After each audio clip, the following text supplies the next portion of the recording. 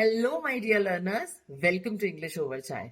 आज एक बार फिर हम एक नया इंटरेस्टिंग सा ग्रामर का टॉपिक डिस्कस करने वाले हैं, जो आपको ऑफ कोर्स टाइटल से पता चल ही गया होगा। Yes, it is about subject and predicate.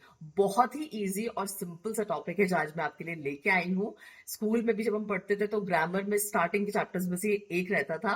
तो आगे अभी हम सेंटेंस स्ट्रक्चर जैसे टॉपिक्स को कवर करेंगे, तो उसके लिए मैंने सोचा क्यों ना इसी टॉपिक से एक शुरुआत आपके लिए की जाए। तो आज की इस वीडियो में जो भी इस टॉपिक से रिलेटेड आपको कंफ्यूजन होगा, जो भी प्रॉब्लम होगी, सब क्लियर हो जाएगा। बस उसके लिए आपको एक ही काम करना है, वीडियो को एंड तक देखना है। और अगर वीडियो पसंद आए तो लाइक, शेयर और सब्सक्राइब जरूर करना है चैनल को। तो चलिए बिना टाइम वेस्ट करते हुए आगे बढ़ते हैं और आज का वीडियो स्टार्ट करते हैं। So let's discuss subject first. तो सब्जेक्ट स्टार्ट करने से पहले हम एक चीज समझ लेते हैं सेंटेंस के बारे में, कि जब भी हम कोई सेंटेंस बोलते हैं, कोई भी सेंटेंस हो, तो उसमें दो चीजें जरूर होती हैं। पहली, कि किसके बारे में बात हो रही है, वो क्या चीज है, और दूसरी, उसके बारे में क्या बात हो रही है। ठीक है, ये दो चीजों के ही बारे में हम बात करते हैं। फॉर एग्जाम्पल, अगर हमने कहा कि द गर्ल इज डांसिंग, तो किसके बारे में बात हो रही है? गर्ल के बारे में। क्या बात हो रही है, वो क्या कर रही है या उसके साथ क्या हो रहा है? तो वो डांस कर रही है, वो डांस करने का वर्क कर रही है। ठीक है, ये आपको क्लियर हो गया। तो कोई भी आप सेंटेंस उठा लीजिए, एनी सेंटेंस, उसमें आप देखिए दो चीजें जरूर होंगी। एक होगा कि किसके बारे में बात हो रही है, और दूसरा होगा कि उसके बारे में क्या बात हो रही है या उसके साथ क्या हो रहा है। ठीक, ये क्लियर हो गया। अब हम देखते हैं सब्जेक्ट क्या होता है। अब हम बात करते हैं सब्जेक्ट की और देखते हैं कि किसी भी सेंटेंस पे सब्जेक्ट का क्या रोल होता है। तो जो भी सब्जेक्ट होता है किसी सेंटेंस का, वो हमें बताता है कि सेंटेंस किस बारे में है। ठीक है, यूजुअली ये एक्शन परफॉर्म करता है जो कि वर्ब ने डिस्क्राइब किया होता है। यानी कि सब्जेक्ट जो हमारा होता है वो एक्शन परफॉर्म करने के लिए होता है। फॉर एग्जाम्पल, मैंने आपसे कहा द गर्ल इज डांसिंग। अब इसमें जो एक्शन परफॉर्म हो रहा है वो किसके द्वारा परफॉर्म हो रहा है? वो गर्ल के द्वारा परफॉर्म हो रहा है। तो इसमें यहाँ पे लिखा हुआ है ना कि it usually performs the action described by the verb. जो वर्ब ने डिस्क्राइब किया है एक्शन, वो परफॉर्म करता है। तो एक्शन क्या है? डांसिंग का एक्शन है। कौन उसे परफॉर्म कर रहा है? गर्ल परफॉर्म करी। तो सब्जेक्ट क्या हो गया? यहाँ पे गर्ल हो गया। ठीक है, आगे बढ़ते हैं और नेक्स्ट पॉइंट देखते हैं। सब्जेक्ट जो है वो आपका नाउन, प्रोनाउन या इवन नाउन फ्रेज कुछ भी हो सकता है। नाउन जैसे कि आपका हो गया संज्ञा। ठीक है, फॉर एग्जाम्पल मैंने कोई नाम लिया प्रिया, या प्रोनाउन में मैंने बोल दिया शी। ठीक है, तो संज्ञा या सर्वनाम जिनको हम कहते हैं, उसका कुछ भी हो सकता है। नाउन, प्रोनाउन, नाउन फ्रेज में से कुछ भी हो सकता है, वो सब्जेक्ट होता है। It answers the question who और what the sentence is about. अब मैंने आपको पहले ही बता दिया कि सेंटेंस में क्या हो रहा है, वो किस बारे में है, ये हमें सब्जेक्ट बताता है। जब भी हु से रिलेटेड कोई भी क्वेश्चन बनेगा, उसको आंसर करता है सब्जेक्ट। एक एग्जाम्पल यहाँ पे दिया हुआ है, उससे हम और समझ लेते हैं। जैसे कि एग्जाम्पल है द कैट इज स्लीपिंग। ठीक है, तब इसमें सब्जेक्ट क्या है? The cat. कैट जो है वो आपका सब्जेक्ट हो गया, the cat is the subject. इसका अगर मैं क्वेश्चन बनाऊं और मैं इसमें यहाँ पे लिखूं हु इज स्लीपिंग, अगर मैंने ये पूछा कि हु इज स्लीपिंग, कौन सो रहा है, तो उसका जवाब क्या आएगा? इसका जवाब आएगा द कैट इज स्लीपिंग। ठीक है, तो ये जो यहाँ पे था ना, it answers the question who, वो यहाँ पे और क्लियर हो गया। क्यों ये सब्जेक्ट जो है वो कैट है? It is because it is performing the action of sleeping. क्योंकि जो सोने का या स्लीपिंग का जो एक्शन है वो कैट परफॉर्म कर रही है। सो जो भी एक्शन वर्ब ने डिस्क्राइब किया है, उस एक्शन को कौन परफॉर्म कर रहा है? वो जो एक्शन परफॉर्म कर रहा है वो सब्जेक्ट हो गया। तो प्रेडिकेट देख लेते हैं। प्रेडिकेट क्या होता है? किसी भी सेंटेंस में जो प्रेडिकेट होता है वो हमें बताता है कि सब्जेक्ट जो है वो क्या काम कर रहा है या उसके साथ क्या हो रहा है। सब्जेक्ट क्या हुआ? कि किसके बारे में बात हो रही है, कि प्रिया, रिया या any name you can take, कि किसके बारे में बात हो रही है। ठीक है, प्रेडिकेट क्या हो गया? कि वो जो व्यक्ति है वो क्या काम कर रहा है, वो कर क्या रहा है, या उसके साथ हो क्या रहा है। तो ये दो ही चीजें होती है सेंटेंस में। पर कोई भी आप एग्जाम्पल ले सकते हैं। My mother is cooking food. ठीक है, इसमें सब्जेक्ट क्या हुआ? माय मदर, वो सब्जेक्ट हो गया क्योंकि वो उनके बारे में बात हो रही है। इस कुकिंग फूड, या वो कुक कर रही है, खाना बना रही है, तो कुकिंग जो हो गया वो एक्शन परफॉर्म हो गया, वो प्रेडिकेट हो गया। तो ये सब बहुत ही सिंपल है, कोई भी सेंटेंस जो होता है वो इन दोनों के बिना अधूरा है, सब्जेक्ट और प्रेडिकेट के बिना। तो प्रेडिकेट ये बताता है हमें कि सब्जेक्ट जो है उसके साथ क्या हो रहा है, ठीक है।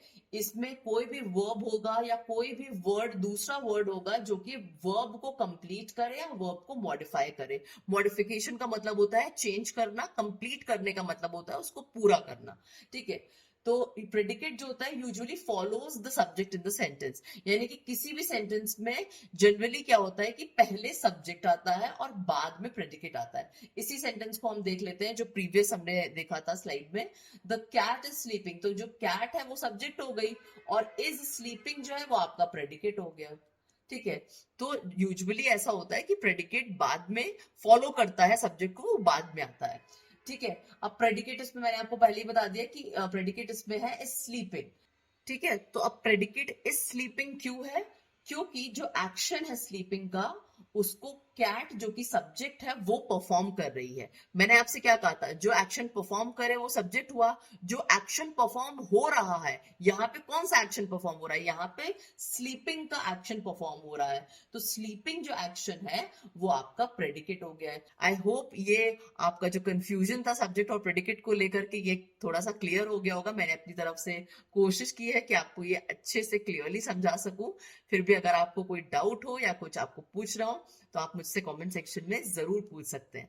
चलिए आगे बढ़ते हैं और देखते हैं क्या रिलेशनशिप होता है सब्जेक्ट और प्रेडिकेट के बीच में। Together subject and predicate they form a complete sentence. कोई भी सेंटेंस जो कंप्लीट होता है, पूरा होता है, उसमें सब्जेक्ट और प्रेडिकेट दोनों से ही वो बनता है, दोनों का ही उसमें रोल होता है। सब्जेक्ट हमें बताता है कि क्या बात हो रही है, किस बारे में सेंटेंस है या किसकी बारे में बात कर रहे हैं हम, whom are we talking about। और प्रेडिकेट जो है वो हमें बताता है कि सब्जेक्ट जो है वो क्या काम कर रहा है या सब्जेक्ट के साथ क्या हो रहा है। तो इन दोनों ही सब्जेक्ट और प्रेडिकेट के बिना जो हमारा सेंटेंस है वो पूरी तरह से अधूरा है, इनकम्प्लीट है। एग्जाम्पल्स देख लेते हैं और भी ज्यादा आपको क्लियर हो जाएगा। अभी तक हमने एक ही एग्जाम्पल देखा था, आगे और एग्जाम्पल से क्लियर करते हैं। जैसे कि सेंटेंस है Sheela plays the piano. Sheela जो है वो पियानो बजा रही है। सब्जेक्ट क्या हुआ, शीला। प्रेडिकेट क्या हुआ, प्लेज द पियानो, ठीक है। दूसरा सेंटेंस देख लेते हैं, द सन शाइन्स ब्राइटली। इसमें सब्जेक्ट हुआ द सन, आपका ये सब्जेक्ट हो गया। क्योंकि क्यों हुआ यहाँ पे, क्योंकि जो सेंटेंस है वो किसके बारे में है, सन के बारे में बात हो रही है। Whom are we talking about, we are talking about the sun. अब सन के द्वारा क्या एक्शन परफॉर्म हो रहा है कि वो शाइन कर रहा है, वो बहुत ही ब्राइटली शाइन कर रहा है आसमान में, ये एक्शन सन परफॉर्म कर रहा है। तो इसीलिए प्रेडिकेट क्या हो गया, शाइन्स ब्राइटली।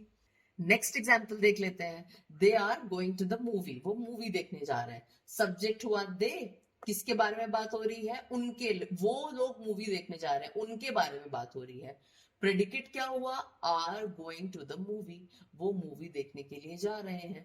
तो वो क्या काम कर रहे हैं, वो मूवी देखने जाने का काम कर रहे हैं, ठीक है। They are going to the movie, वो मूवी के लिए जा रहे हैं, ये एक्शन उनके द्वारा परफॉर्म हो रहा है। Are going to the movie ये हमारा प्रेडिकेट हो गया और सब्जेक्ट क्या हो गया, दे, ठीक। आगे बढ़ते हैं, the delicious aroma of freshly baked bread filled the room. अब इसमें क्या सब्जेक्ट है और क्या प्रेडिकेट है, the delicious aroma of freshly baked bread, ये पूरा जो है ये हमारा सब्जेक्ट हो गया, ये पूरा जो है दिस इज द सब्जेक्ट। क्यों हो गया, क्योंकि यहाँ पे ब्रेड की बात हो रही है। अब ब्रेड कैसी है, वो डिलिशियस है, वो बहुत ही यमी है खाने में, उसका जो अरोमा है, उसकी जो खुशबू है वो बहुत है, फ्रेश है, बेक्ड है, जो भी उसके आगे एडजेक्टिव्स लगे हैं, पर वो है क्या, वो है तो ब्रेड ना। तो उसके आगे के जो भी एडजेक्टिव्स लगे हैं या जो भी तारीफ हुई है वो किसकी हुई है, ब्रेड के बारे में हुई है। तो ये सारी तारीफें भी जो होंगी ब्रेड के बारे में चुकी है, तो ये भी ब्रेड के साथ ही जाएंगी, यानी कि वो भी सब्जेक्ट में ही जाएंगी, ठीक है। उन्होंने क्या किया, ये जो फ्रेशली अरोमा है ब्रेड की, उसने क्या किया है, उसने उस अरोमा ने पूरे कमरे को खुशबू से भर दिया है। अब काम क्या हो रहा है, खुशबू के भरने का काम हो रहा है। फिल्ड द रूम जो हुआ वो हमारा प्रेडिकेट हो गया। आई होप आपको ये एग्जाम्पल क्लियर हो गया होगा। चलिए आगे बढ़ते हैं और एक समराइज्ड वर्जन देख लेते हैं। अब तक हमने जो भी पढ़ा है उसकी एक समरी देख लेते हैं।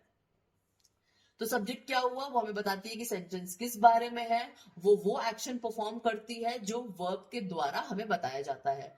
प्रेडिकेट क्या होता है, प्रेडिकेट हमें ये बताता है कि सब्जेक्ट क्या काम कर रहा है या उसके साथ क्या हो रहा है। जैसे कि रिया इज डांसिंग, तो उस रिया क्या काम कर रही है, रिया डांस करने का काम कर रही है, ठीक है। इसमें वर्ब इंक्लूड होता है, जैसे कि इज डांसिंग वर्ब वर्ड है, इज डांसिंग मान लीजिए मैंने बोला, ठीक है। तो डांसिंग जो है वो एक्शन परफॉर्म हुआ, वर्ब हुआ। इज जो है वो उसको सपोर्ट कर रहा है, वो हेल्पिंग वर्ब हुआ। तो इसमें वर्ब इंक्लूड होता है या ऐसे वर्ड्स शामिल होते हैं जो वर्ब को कंप्लीट करते हैं, वो हमारा प्रेडिकेट होता है। नेक्स्ट पॉइंट क्या है कि ये कन्वे करता है दोनों ही चीजें हमें, कि सेंटेंस का सब्जेक्ट क्या है और दूसरा कि क्या स्टेट यानी कि क्या स्थिति उस सब्जेक्ट से जुड़ी हुई है या क्या एक्शन वो सब्जेक्ट परफॉर्म कर रहा है। तो ये हमारा हो गया सब्जेक्ट और प्रेडिकेट के बारे में।